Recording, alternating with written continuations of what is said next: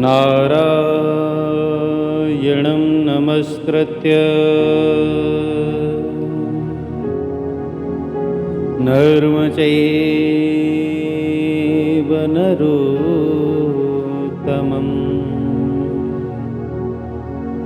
देवीं सरस्वतीं व्यासं ततो जयमुदीरये। नारायण। प्रातः स्मरणीय, अर्चनीय, वंदनीय परम पूज्यपाद अनंत विभूषित ममदेव श्री सद्गुरुदेव भगवान के उन दिव्य श्री चरण कमलों में हमारा बार बार साष्टांग दंडवत प्रणाम स्वीकार हो। सकल ब्रह्मांडों में जहाँ तहाँ विराजमान भगवान के प्रेमी श्रोता भक्तजन जो हमारे साथ फेसबुक और यूट्यूब के माध्यम से इस सत्संग का आनंद ग्रहण करते हैं, उन सभी भगवान के प्रेमी श्रोता भक्तजनों को हम हृदय से बार बार प्रणाम करते हैं। बोलिए श्री सद्गुरुदेव भगवान की जय। बोलिए श्री सच्चिदानंद भगवान की जय।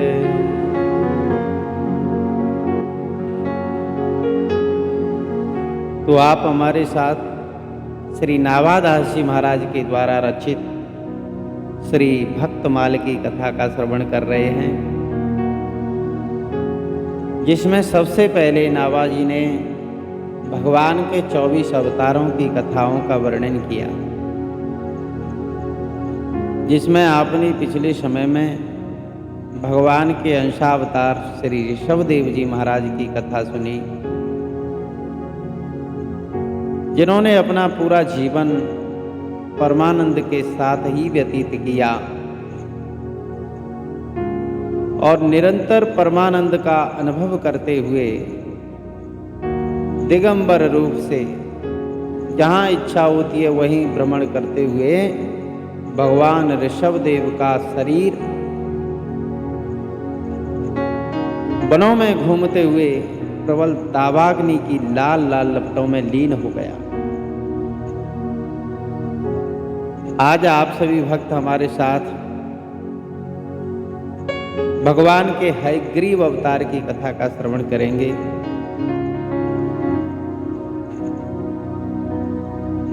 जब सृष्टि की रचना हो रही थी तो उस समय सृष्टि की रचना कार्य में व्यस्त श्री ब्रह्मा जी के देखते देखते मधु और कैटभ नाम के 2 दैत्यों ने उनके वेदों का हरण कर लिया और वेदों को ले जा करके रसातल में छिप गए। अब वेदों का हरण जब हो गया तो ब्रह्मा जी को बड़ा दुख हुआ, उनके ऊपर मोह छा गया। तो ये विचार करते हुए कि वेद ही तो हमारे नेत्र हैं, वेद ही हमारा परम बल हैं, वेद ही हमारे परम गुरु हैं और वेद ही हमारे सर्वोत्तम उपास्य देवता हैं। सृष्टि का कार्य, सृष्टि का संचालन, सृष्टि की उत्पत्ति,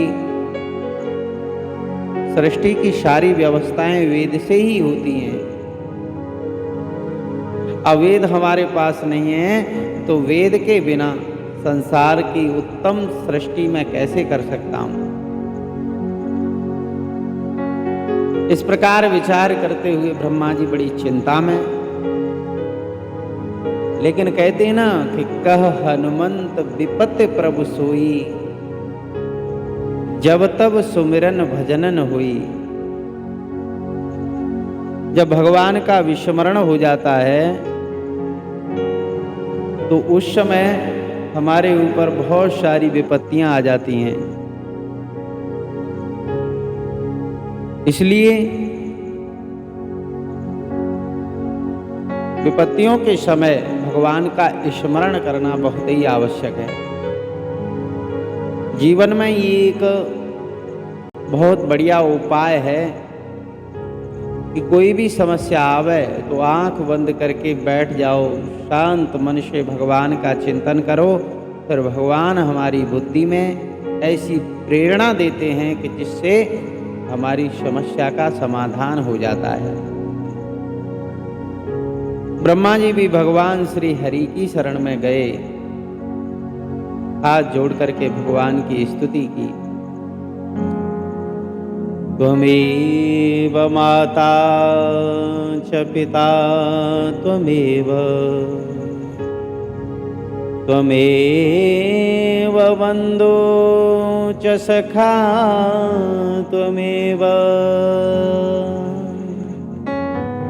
त्वमेव विद्या द्रविणं त्वमेव, त्वमेव सर्वं मम देव देव। हे नाथ, हे जगत के पालनहार, तुम ही माता हो, तुम ही पिता हो, तुम ही बंधु हो, तुम ही सारे सगे संबंधी हो, तुम ही हमारी विद्या हो। हे नाथ, सब कुछ तुम ही हो, हम आपकी शरण में आए हैं। ब्रह्मा जी की स्तुति को सुनकर के भक्त वत्सल भगवान वेदों की रक्षा करने के लिए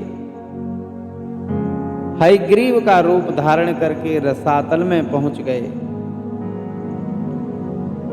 और वहां जाकर के परम योग का आश्रय ले लिया भगवान ने। उन्होंने सुंदर स्वरों से युक्त ऊंचे सुर से साम वेद का गायन किया। मधु और कैटव नाम के जो असुर थे, जब उन्होंने वो शब्द सुना तो उन्होंने वेदों को रसातल में फेंक दिया और वो तो उसी ओर दौड़ने लगे जहां से ये सुंदर प्रिय मधुर आवाज आ रही थी। इसी बीच हयग्रीव रूप धारण किए हुए भगवान श्री हरि रसातल की ओर चल दिए और वो वहीं पहुंच गए जहां पर मधु और कैटव ने ब्रह्मा जी से वेदों को छुड़ा करके छिपा दिया था। वेदों को भगवान नारायण ने ले लिया और लाकर के पुनः ब्रह्मा जी को वापस कर दिया और उसी अपने परम रूप में आ गए। इधर वेद की ध्वनि के स्थान पर आकर के मधु और कैटव दोनों दानवों ने जब कुछ नहीं देखा तो बड़े वेग से वहीं लौट आए जहां उन्होंने वेदों को छिपा रखा था।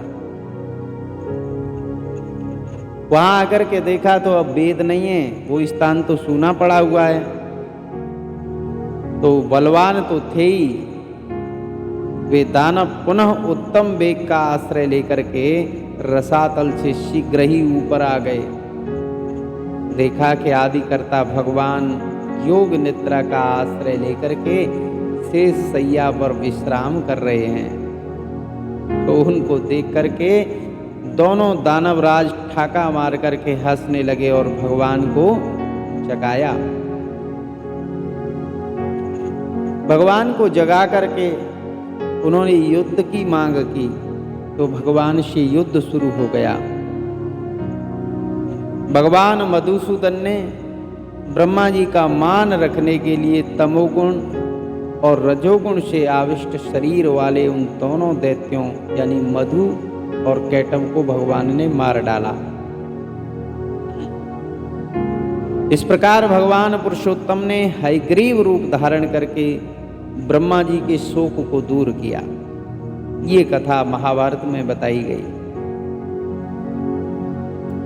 एक दूसरी कथा के अनुसार दिति के पुत्र हयग्रीव नामक दैत्य ने महादेवी की आराधना करके उनको प्रसन्न कर लिया और उनसे वरदान मांगा।